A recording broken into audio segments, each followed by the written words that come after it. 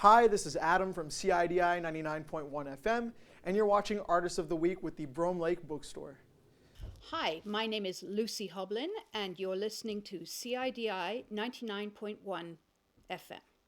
Today we have you on a Zoom meeting with us due to the COVID strain that's been going around recently. We're super excited to have you on behalf of the Brome Lake Bookstore. If you could tell us a little bit about your business and your history, maybe your uprising, that would be great. I started with Brome Lake Books back in 2000. The actual Brome Lake Books opened in 1998, and I happened to be looking for a job at the perfect time, and I started working there in the year 2000 as the manager of Brome Lake Books and running the accounting,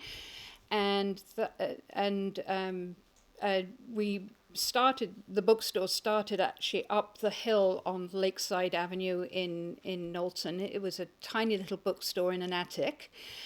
And that year, the year 2000, we moved the bookstore.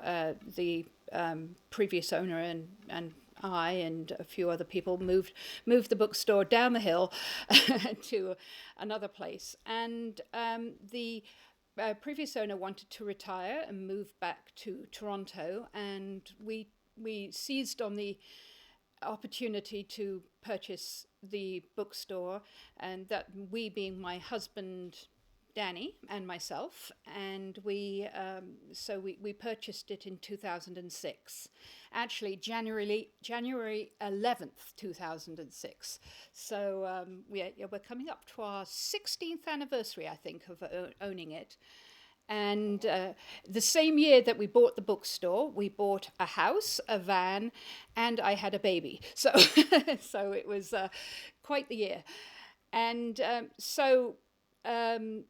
the interesting thing about Brome Lake Books and actually a lot of bookstores in Quebec is that we are accredited bookstores, which means that we can sell to schools and libraries, and that's basically what bookstores they keep us.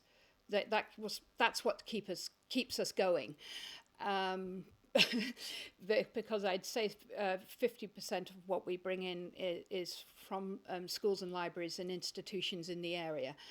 And so we started in 2006 with selling to one school board and a couple of libraries. And now we sell to about 6 school boards and quite a few libraries. So our business has grown with us, and and so that's one of the reasons we are here today still. So at the beginning in 2006, it was quite the challenge trying to keep up with the various different sort of aspects of owning a bookstore. As I say, I had experience beforehand as a manager, and actually my husband Danny also worked sometimes at the bookstore just as sort of an emergency backup. And but we very much feel part of the community, and so we've sort of grown with the community, and yeah. There we go. As a bookstore, could you share everything that you do in detail from a day-to-day basis? Well, every single day in a bookstore, we do a heck of a lot, actually. It's surprising how many people sort of say to us, I would love to own a bookstore because I'd love to be able to do all that reading. And the reality is a little different. We get books coming in every single day. So we have an inventory right now of about 9,500 titles. And so we receive books every single day. And we get between 2 boxes and up to 30 boxes sometimes in a day. And so dealing with the inventory of books is quite an interesting interesting process, and it's quite a long process. Luckily, it's all computerized nowadays, and so that makes it a heck of a lot easier. I used to spend days on days doing my seasonal ordering, but now I can just do it by clicking on the computer. So it's down to about 3 days now, but it used to be about 2 weeks it used to take to do my spring and fall orders. So we go from receiving books, and then we call the customers, and we're usually organizing an event or and dealing with online orders as well, and then of course we're selling books as well. And we do have the odd customer who comes in and says, have you read every single book in the store? And I'm no. most of our inventory is only 3 months old, so we all sort of share our reading, but reading is done in our off time. It's done in the evening or on the weekends, or whenever we have time. Just keeping the bookstore running is it's a full-time job for at least 3 people, as we've discovered this year. Actually, we have taken on a third employee so that we can have 3 people every single day at the bookstore. Oh, wow. So that does seem like a handful. As a staple of the community, you've mentioned that a lot more of your job seems to be going on, seems to be happening online these days. Could you talk a little bit about how things have changed from when you first started as to how they are now, perhaps? When we very first started at the bookstore,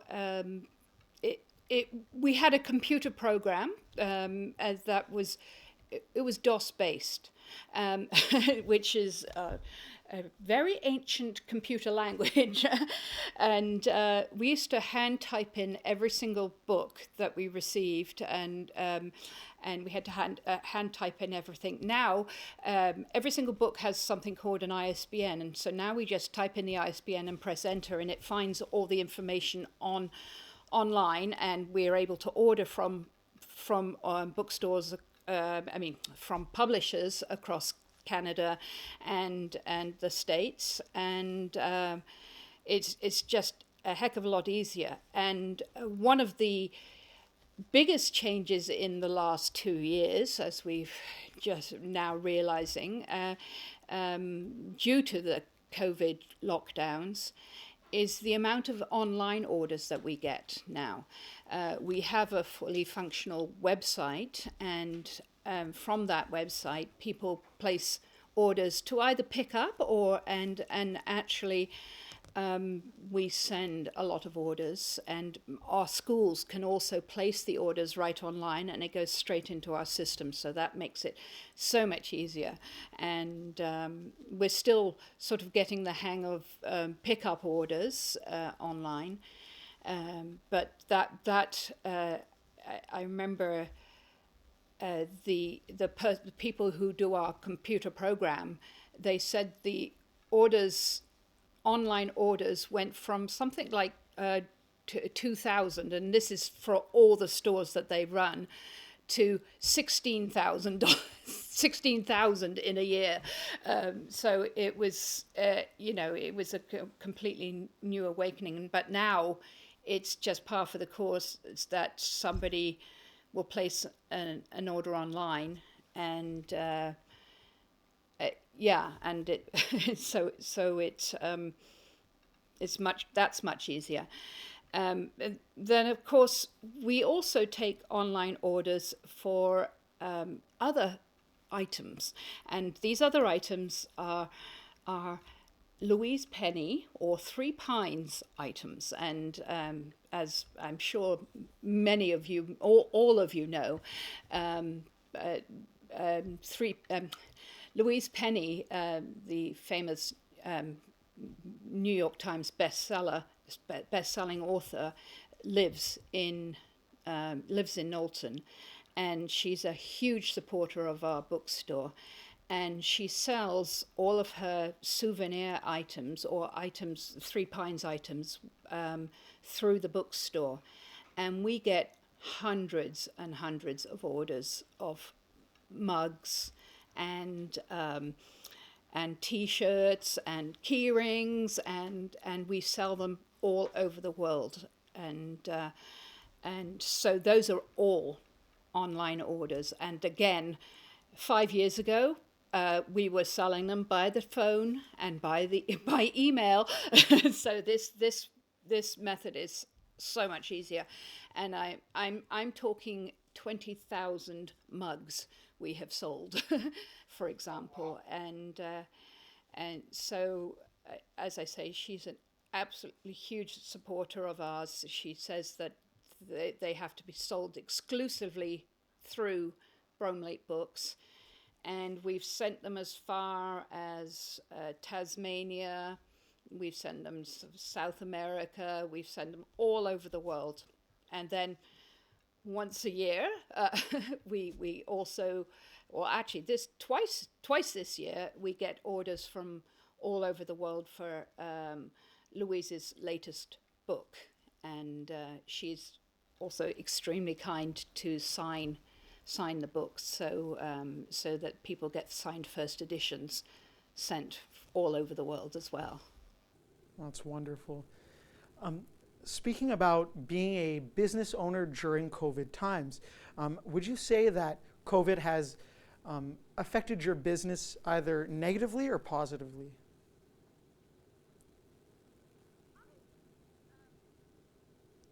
Well, as far as COVID affecting the business, I think it's actually been in a very positive way.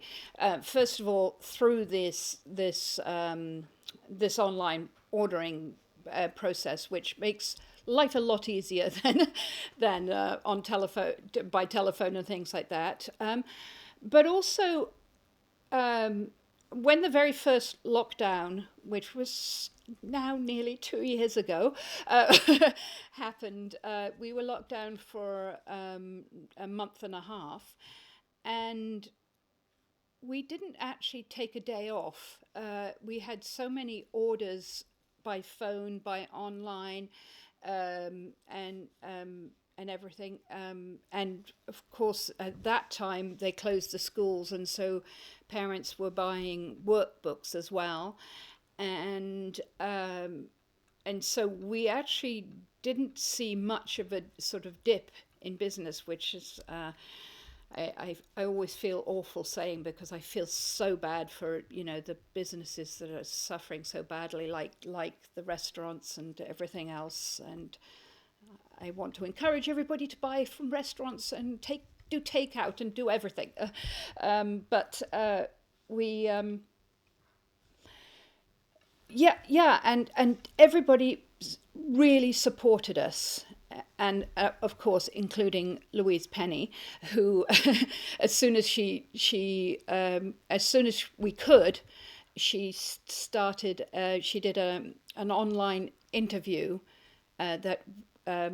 Which was also a fundraiser for us, and she did it with Sheila Rogers from CBC Radio, and we had and that was right at the very beginning of Zoom. It was a learning curve for everybody. That was like a month and a half into the lockdown, and we had 1,600 people signed in to listen to the interviews. So that was an amazing opportunity. And then, but the other thing that we sort of bought more of during COVID, and we still have them, are jigsaw puzzles and games and workbooks and puzzle books and all sorts of things like that. And people are buying them, like tons of them. They've had more time to read, so we've been selling more books. Therefore, Perfect. That's great to hear. So, why did you choose to open a bookstore and make this your career as opposed to anything else? Why was this the path for you?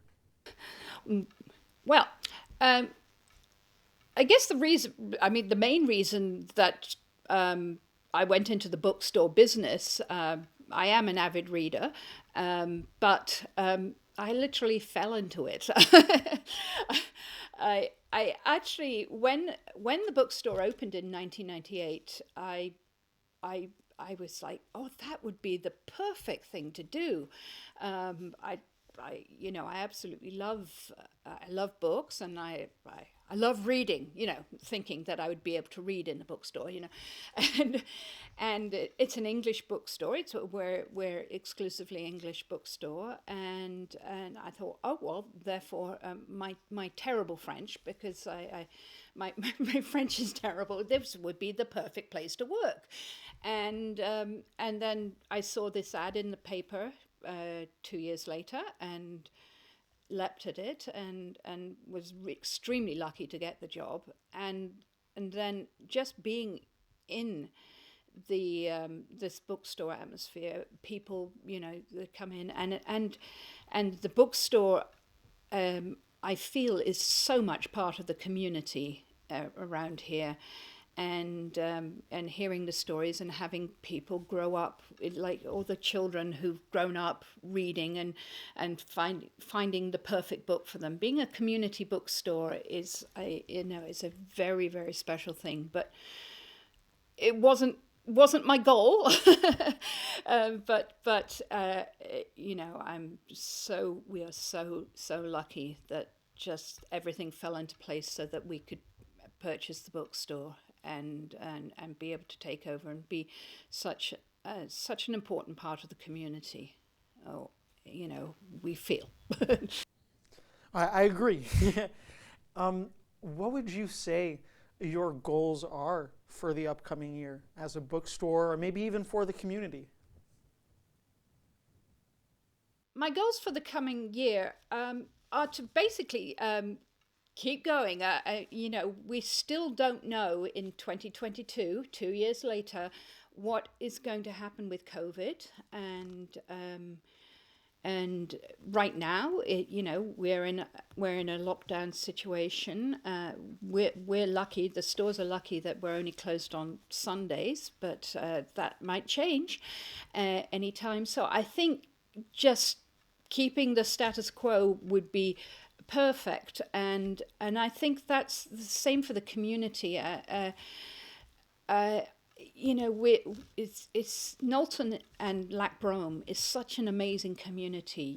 We're 50% English, 50% French, but there is such a cohesion between the two communities, and working together on projects for the community, for Lac Brome, and for the village of Knowlton, working together to just keep it this incredible place. It seems to be the job, or not the job, but the lifestyle that every single person who lives here wants to do, wants to accomplish. And there's people like Isabelle Deval from Au Cadre, who organise the incredible lanterns that are hung in Knowlton, and they're done by all members of the community. There were 400 lanterns painted this year, and that kind of thing, and the magic of those lanterns, and the fairy path, and the Christmas lights in all the stores, just shows what an amazing community we are, and continue to be.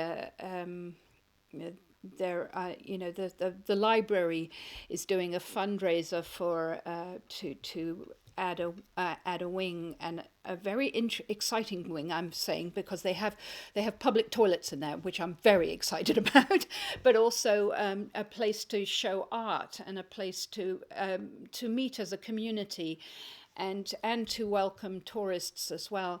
And the fundraising campaign for that is such a it's every member of the community is sort of positive about that for different reasons, and so I think this year is going to be a great year, but it's also a year that we still have to deal with that pesky COVID, and respect those people who are alone, and make sure that, as for the bookstore, we deliver to people's houses, that because they can't leave the house for some reason or other. So, yeah. How do you feel as if the industry you're currently involved in will change within the next coming years as things continue to be more tech upfront and related, or maybe because reading and books are an old-fashioned medium? In the coming years, there will be some changes, and I'm sure some negative changes as well as positive changes to the book industry, and it's up to the local community bookstores to evolve with each of those changes, each of those technological changes, and we happened to actually we just bought the bookstore when the e-reader came out, and we thought to ourselves, oh no, that's the death of the business. We can't manage that with that, because everybody's going to switch to an e-reader. I mean, look at it. It's a great thing. You can read in large print, and you can have 40, 50 books on your e-reader and take it on holiday, and what an amazing thing. But that didn't happen.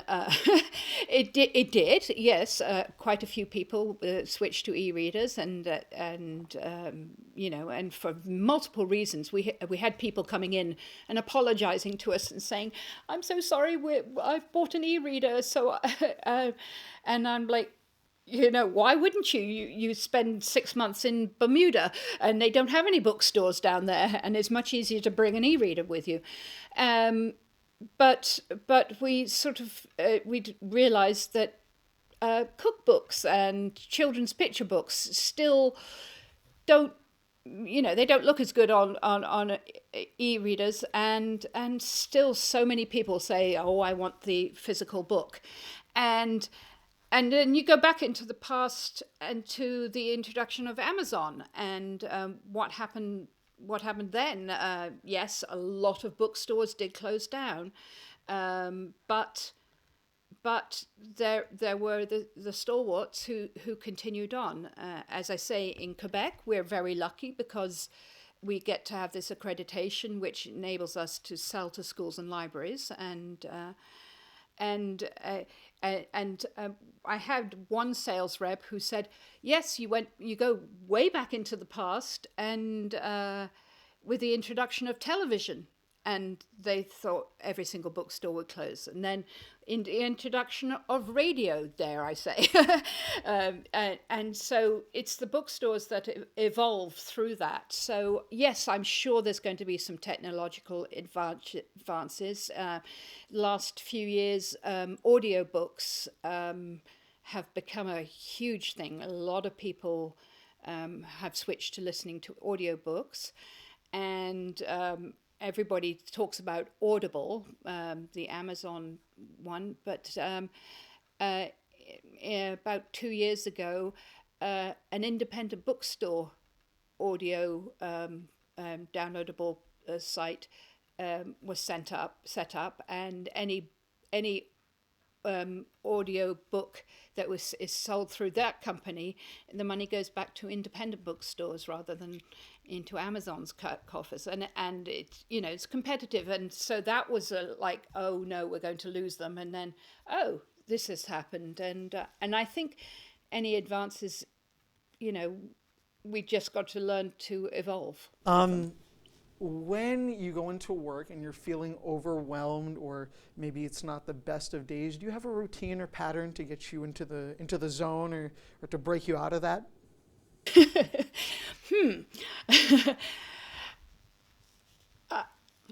I Yes, I mean, I often go into work in a bad mood. I'm not a morning person, so and I sort of wake up more and more through the day. But I always find that there's a customer that comes in, or an email that I get from a Louise Penny fan, um, or something like that, that will completely brighten my day. I had a lady who received a Louise Penny mug, one of the Three Pines mugs, for Christmas, and she lives down in Florida, and she phoned me up, and so I got my mug, and she was so excited, and that sort of completely brightened my day and made me feel better. We have a mother comes in and says, "Oh, so and so absolutely loved that book. Is there a second part?" And it's just, to me, it's that magic of reading, and just, or somebody so happy that they were delivered a book, or and dare I say it, you know, book recommendations, which are very personal things, but sometimes you recommend a book and they love it, and you know that book can be recommended to so many other people, and that completely brightens my day. And I also have a bookstore dog. We have a bookstore dog, Watson, and if I need my day brightening at all, we have Watson to cuddle. So yeah. And also his job is to greet people, and he sometimes does if he feels like it. So. And so for the final question I have for you is, at the end of the day, what are you hoping to share with the community and the world? I think at the end of the day, what I really want is to have as many people be able to share the love of reading, and to people who don't necessarily read, or you know, I guess one of my main goals is to get a new reader, you know, each and every single day. If I can find a child who hasn't been reading, and they start to read because they've read a book like Rick Riordan's Lightning Thief, and I always say, you know, to somebody, if just read the first page of the Lightning Thief, and let the child go with it. And I mean, that book's now, I think it's nearly 20 years old, so but it's still a winner. Yes, in order to get a person reading, get a person rereading, or to start again, you know, after they've said, "Oh, I don't have time to read," or something like that. So that's a personal goal. That's a goal within the bookstore, but also to share with the world. I mean, obviously, our love of Louise Penny, to have as many people, you know, to read her books, her incredible books. I mean, you know, she's thinking about book 18 right now, and of course then she has another book with Hillary Clinton, and just to share our incredible community. Louise writes about our community and how special it is. She writes about our community in a fictional form, but that is our community. When we have moved the bookstore twice since we bought it, and both times we had at least 35 people come and volunteer for us to help us move. We never had to hire movers. They came and packed boxes. Our book clubs came and gave us lunch. We had 3 carpenters come and rebuild the shelves from one place to the other. I mean, where else does that happen? When a disaster happens in this town, everybody comes and helps to pick up from it, and they'll come and they'll call the bookstore and say, do you have some books that you can give, or I can buy, to give to this family and that has been through a disaster.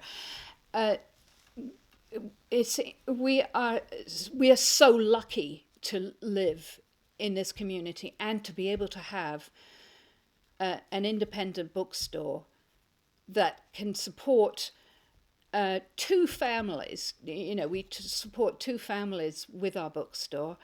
We're incredibly lucky, and that I don't think is anywhere else in the world that we can say that.